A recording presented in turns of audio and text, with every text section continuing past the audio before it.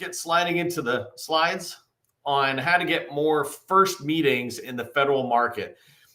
This is a really important part of business, right? We try to figure out how to have relationships, et cetera. And we're always told that it's not what you know, it's who you know, things like that in sales.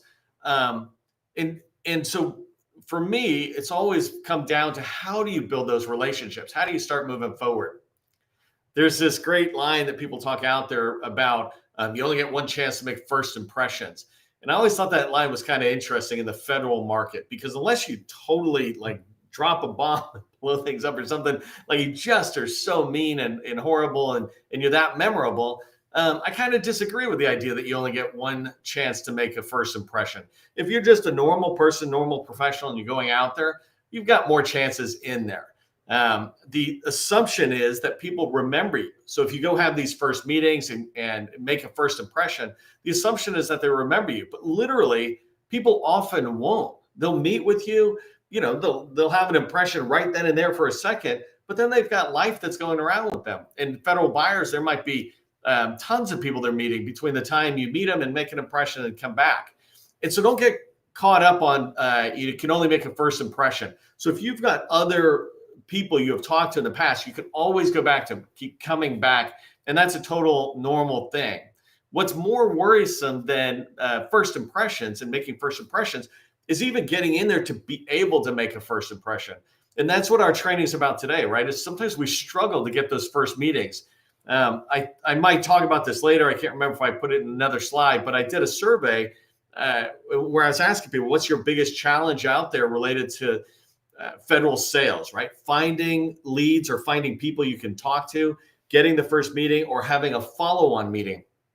And follow-on meeting, that was 37% of the respondents, but almost 50% said getting the first meeting is the hard part. And that's why we're going to talk about that today.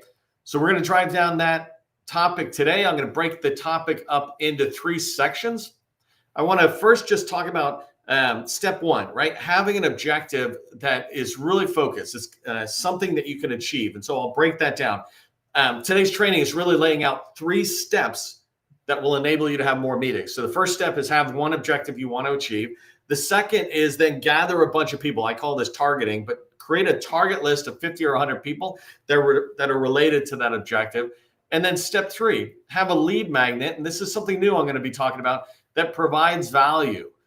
For a lot of us who are in the social media world, we know that, right? This literally what I'm talking about is kind of a lead magnet. So we'll get into that. I want to talk to you about how can you have a lead magnet for a federal buyer, right? What is that? And so we'll dive into it. When you follow these 3 steps that I'm going to teach today, you're going to have more first meetings. And that's the whole purpose of today's training is how do I have more first meetings? If you haven't done so already, do me a favor, throw in to the chat like Ray and Bill and Pamela here that I just saw really quick. Let people know who you are. Quick thing that says, hey, I'm Neil from out here in Southern Maryland. I'm out there by the water. It's nice. I'm going to go out sailing this evening, I think. So let people know who you are and then what you sell, right? We're company ABC and we sell cybersecurity services, something small. Don't worry about putting a lot of words in. But just something that gives people a chance to follow up with you after the training. If you don't know who I am, my name is Neil McDonald. I am the president of the GovCon Chamber of Commerce, and I want to welcome you to my federal sales training where I provide tips for success in the federal market. I spent 20 years in the federal market as a small business owner after I got out of the Army. And since 2018, I've been teaching people like you that government contracting is not a secret. It's just a process. When we follow a process A to Z, we have repeatable, predictable results. This is what I want for you. This thing I'm going to teach you today will lead to repeatable, predictable results in getting first meetings. And so that's my favorite thing about a process. If you're on YouTube or if you're on LinkedIn and you haven't followed me yet, make sure you follow me on LinkedIn. Or, if you're in the GovCon space and you're creating content, connect with me. Otherwise, just follow me and you'll see this training and other content I put out. I put out something about the Navy's vision today for IT superiority. And so you can see that kind of content I put out. And then also subscribe to the Government Contracting Success newsletter. My newsletter is the largest GovCon newsletter by far out there. And it's because when I create articles, the articles are designed specifically to help you in your federal sales arena. Okay, last thing I wanted to just mention is tomorrow's training is related to CMMC. cybersecurity maturity model certification.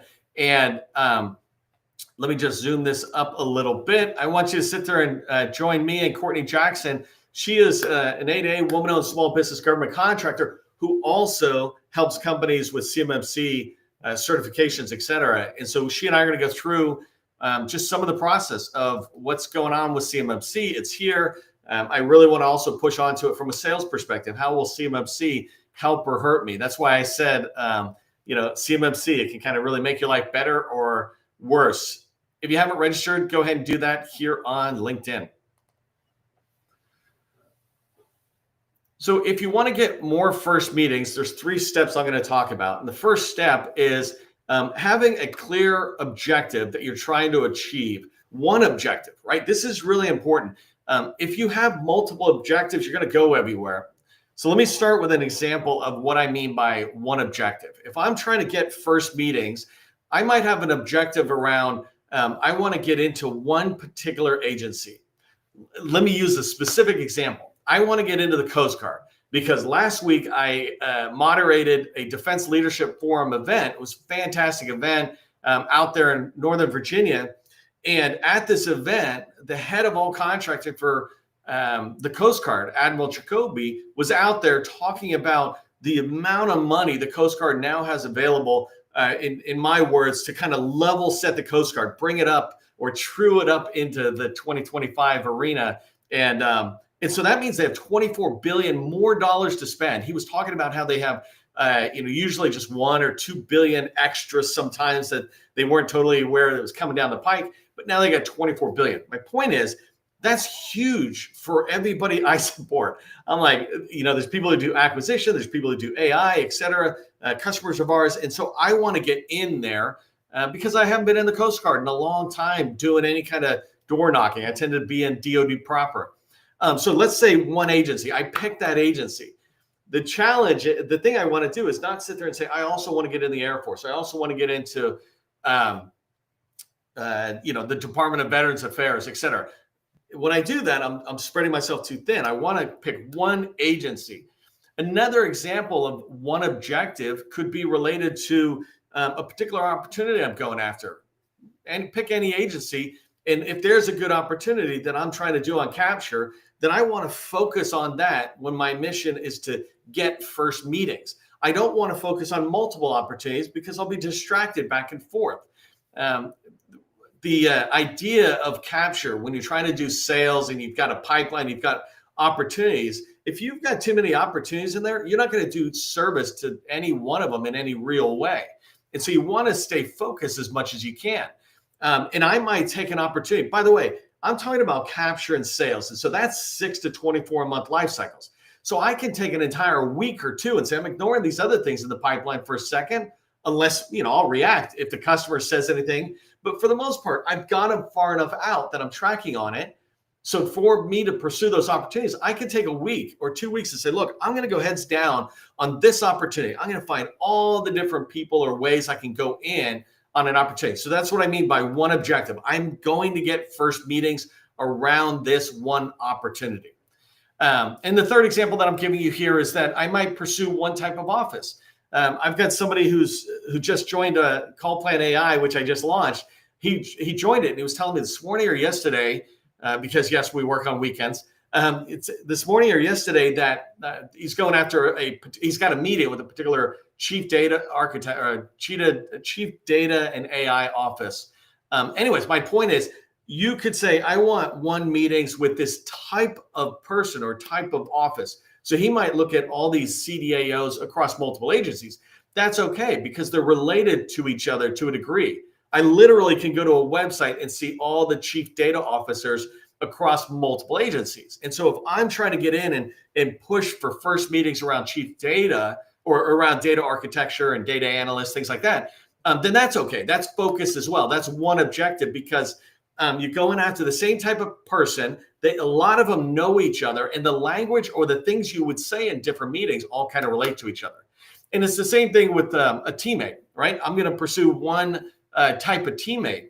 Another example is I've got a customer who wants to go after wants to find an SDDO that's doing work in VA hospitals. So not VA headquarters, et cetera, but VA hospitals around the country. And they're going to be reaching out. Their one objective is to find SDVO teammate or potential teammates who have work in hospitals. And the reason that's valuable to them is because then that teammate has the relationships and these guys got an opportunity or an idea and they can work together. So hopefully that makes sense, right? One objective. If it does make sense, put that in the chat when it makes sense. One objective. This is really important because focus is key. When you focus down on something, that one agency, that one opportunity, or that one type of office, you get rid of the distractions. You're eliminating the distractions out of your day so that you can stay focused. And the only things you work on is this one objective. And you're able to really train yourself to say, no, sorry, I can't work on that right now. I'm working on this. There used to be this great way of teaching people inside of a busy office, like, especially a large company, when a boss would walk by and say, hey, Neil, can you work on this thing? Hey, I can, but I'm really busy on these ones. Would you rather I drop these to work on your thing? And the idea was the boss would go, oh, no, you're focused. You're good. I'm going to walk over. And they'll keep walking to your colleagues or somebody who's just, bouncing around. But when you let yourself stay focused on something, you're going to succeed. The other thing is I wrote here, avoid constructive procrastination. And what constructive procrastination is you working on something that does have some value for you or for your company, but it's not what you're supposed to be working on. It's not the most important thing to work on. So it's constructive, but it's procrastinating in this case against going after that one objective, that one meeting that you want to get. An example of constructive procrastination as it relates to one objective is if you go after the Coast Guard, like I said, and then I'm like, well, I'm also going to go after CISA, I'm going to go after FEMA, which are also in Department of Homeland Security. But the reality is it'll look like I'm getting traction, but I'm getting traction nowhere. Now I just got a lot of wheels spinning. So it looks like things are going on. Dirt's getting thrown up in the air, but I'm still kind of struggling to get focused. But when you focus down on one objective, you're going to sit there and achieve that objective you're trying to hit. Thanks for putting one objective into the chat. I appreciate the engagement. Okay, so the first step to get more first meetings is to lock down one objective. You got that in your mind, right? The next thing is I want you to create a target list of 50 or 100 people. I teach a 7-step process for federal revenue success. And step 1 is research. Step 2 is targeting, which is finding people's names. And step 3 is outreach, right? Picking up the phone and calling them. So here, this is step 2. But I'm making step 2 for your first meetings. Keep up with the numbers here. Step 2 here on getting more first meetings is around that one objective that you have set. So I said, I want to get into the Coast Guard and I want to get into this admiral's shop and I want to meet his direct reports and I want to find other major programs that are happening within the Coast Guard that might align to what I could support. So I'm going to have that one objective as my North Star for finding people, finding 50 or 100 people. When I know what my objective is, and I start looking for people's names, numbers, and emails, they're all going to be around that. And I'll see a FEMA contact. No, not that one right now. Not right now. Right. And so it's really important to have your targeting activity around that one objective. The second bullet that I have here is you want to find people, these 50 or 100 people, you want them to be in one of the 3 roles, but try to cover down on all 3 roles. And I'm defining 3 sales roles that are out there that your buyer could be in. A buyer could be a person that you're going to talk to is basically a buyer, but they're at different levels of where they're at in their impact on the sale. So the first one's called focus or receptivity. Focus as a receptivity are people who are willing to talk with you. They just don't have any problem and they don't have any power. So focus is a receptivity in the federal government. You might think about small business professionals as a great example, right? They're one. Unfortunately, in DHS, where Coast Guard is, they've been kind of cutting their small business shop, et cetera. And so I might not have a lot of names around there. What other focuses of receptivity could I find? Well, other focuses of receptivity could be small businesses or large businesses that are in there, but aren't really related to what, keeping my example in mind, that admiral that I was talking about, they aren't directly related there. Let's say they're doing construction and the admiral was talking about professional services and IT.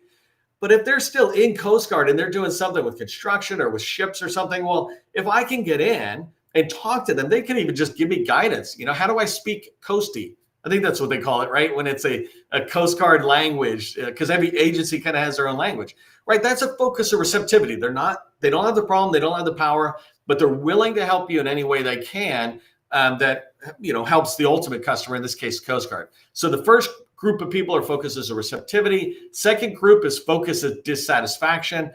Focuses of dissatisfaction are the ones who have the problem. In the federal market, that is the program office, right? And program office is a loose term because it could officially be called a program office, like a program executive office, but it also could just be the facility shop or the IT shop. Those are program offices. An expansion of a program office is a business unit that program office might support. So if you think about the IT department is supporting IT services, obviously. But who in that organization is using those IT services? Well, acquisition is using it, HR is using it. So those are like business units.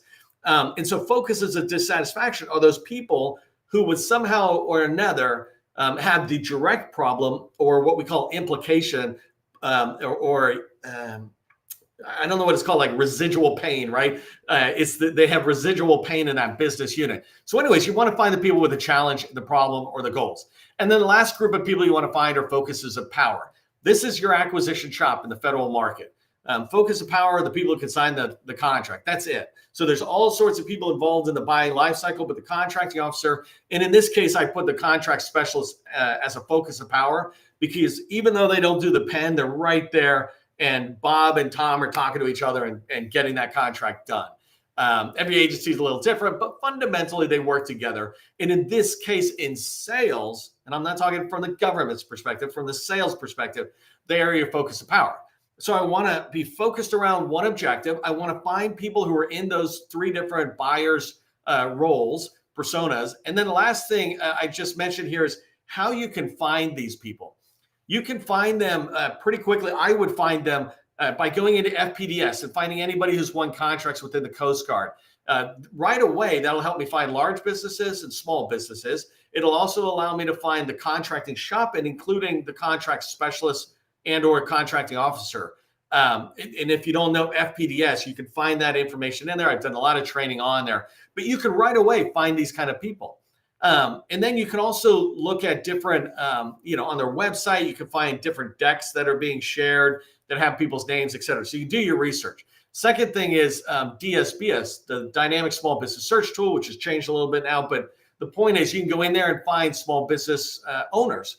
In there, you typically will see the owner name. And then my favorite place to go is LinkedIn.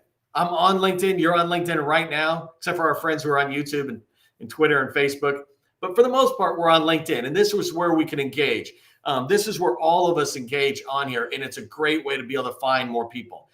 So today, it's not training about how to find them, but really quick tip on when you're building a list of 50 or 100 people.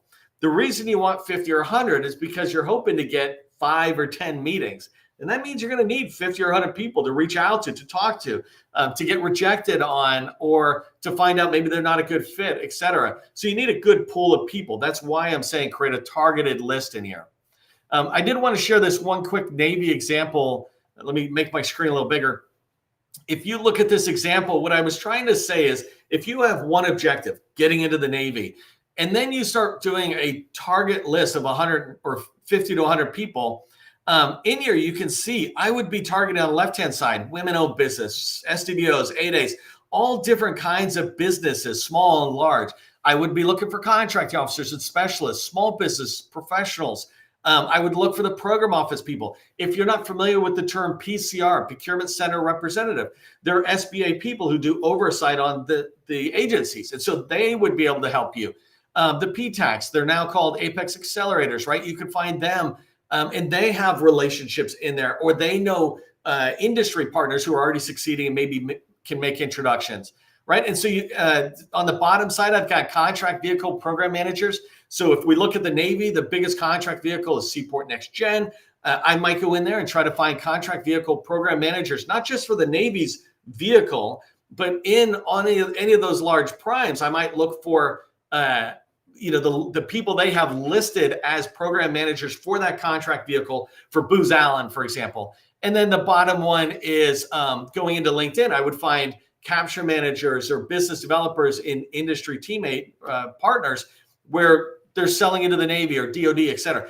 When I do this and I start finding all these people and I got my one objective, well, they're all related to each other to a degree. They might go, well, you know what? You should talk with Sally. She's been doing this a lot longer than me. Super friendly. She'll be able to either help you or put you in touch with somebody else. That's how it works when we're trying to move forward. And now you're starting to also warm things up a little bit on your path to getting that first meeting. So hopefully that made sense there. Put target list in the chat. Let me know you followed along with that thread on that slide. Hey, really quickly, I want to thank the sponsors of today's live. Graham Inc. does staffing and American Sign Language services. Appreciate it. They've been a longtime supporter of me and us. So thank you. KZO Consulting does pricing and contract compliance support. I did a whole live with Kate from KZO a couple of weeks ago. And so you can go watch that. And she leans into how, not only how she helps, but she gives you really good tips on pre and post award compliance. And then I put Call Plan AI. That's my new startup. I threw it in there and I'm definitely making these lives possible. But the purpose of Call Plan AI is to help you start and build relationships. It's in an early phase, but it's launched. And then LinkedIn for GovCon, engaging federal buyers here on LinkedIn. I talk a lot about it.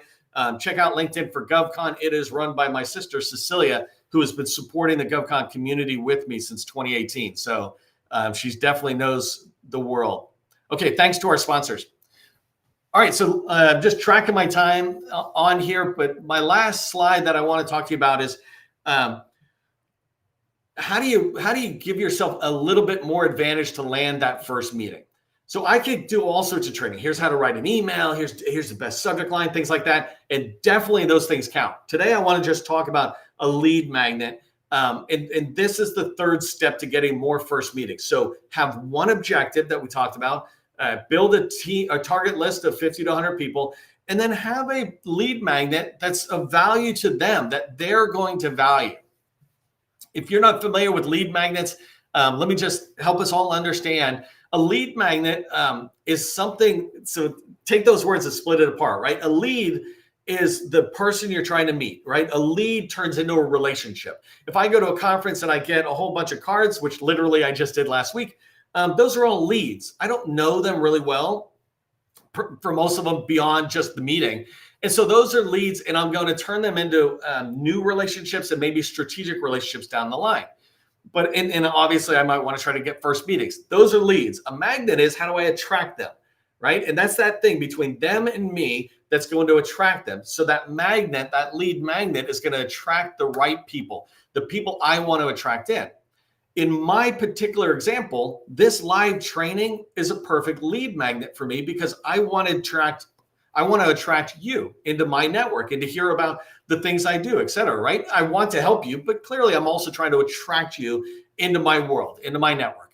And you want to think about the same thing for your customers or your potential teammates in the federal market. You could be going after federal buyers or going after other government contractors. What can you put in between you and them that attracts them to you? Beyond just sending them an email, for example, with a capability statement or something. That's not a lead magnet. That's not going to attract them.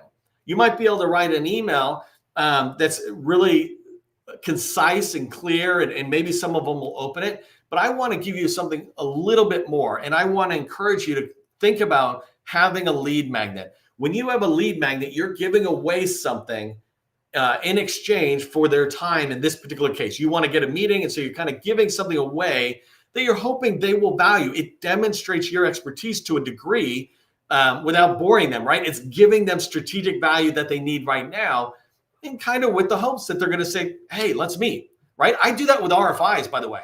When I respond to an RFI, that's a lead magnet for me. I write the very best response I can as a proposal response. I treat an RFI like an RFP. So I am giving them full value and massive value in there because they're trying to figure out how they're going to do the requisition or the acquisition or how they're going to shape the scope, et cetera.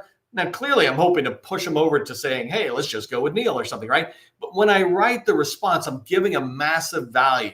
That is, to a degree, a lead magnet because what I'm hoping is that they say, oh my God, this response is spot on. I got to talk with this company, right? I want to bring them in. Even if I don't give them a direct award or something, let me get them in. Well, I've attracted the buyer, the person I'm trying to reach.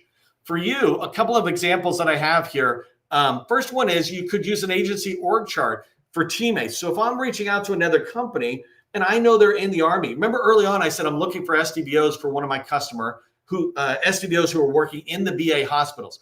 Well, I might create some sort of org chart, or I might find an org chart. When I'm reaching out, it's like, hey, I was looking at this and this org chart of senior buyers or whatever it is. You might find it valuable as well. I'd love to get 15 minutes of your time, right? And I'm not here to tell you how I'm writing my email. I've done that 100 times. But that idea of I'm giving them something along with it. I'm not giving them my capability statement. They can always ask for that, and that's totally cool. But I'm giving them something I know they'll value.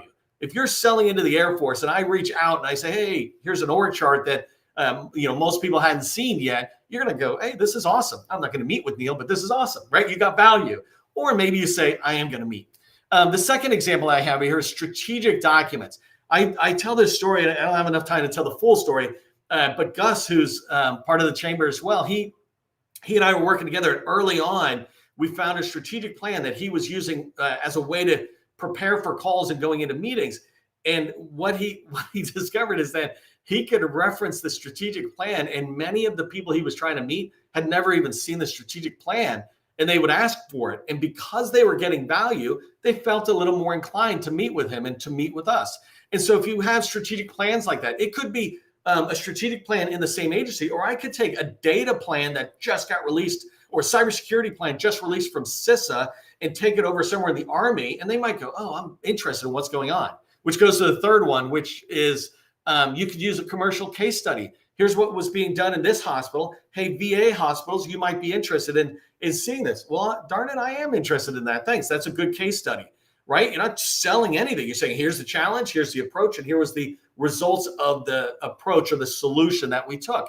Another example is timely information. Federal agencies are never going to be on top of hearing what's going on. OpenAI changes something, Microsoft changes something, Google, whoever it is, right? Think about all the stuff that's going on. If you can help your target buyer stay up to date, they're going to appreciate it. So if you send something out like, hey, there's a patch that needs to be done because of this problem. Here's the document. I'd love to get 15 minutes of your time to talk about the direction you're going, whatever, right? They're going to appreciate it. So think about giving value. That's the whole idea here of lead magnets. Put lead magnets rock in the chat if that makes sense.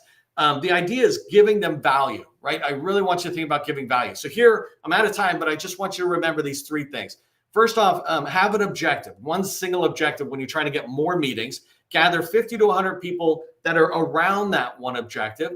And then when you reach out to them, give them something of value. Use a lead magnet, and it doesn't have to be spectacular. It could be a simple checklist, but use a lead magnet that is giving value before you even take anything, their time from them. Hey, if you're in Call Plan AI already as an early user, I just want to let you know that today I'm starting the daily office hours. And so that's at 3 p.m. If you log in, you'll see it in the login thing.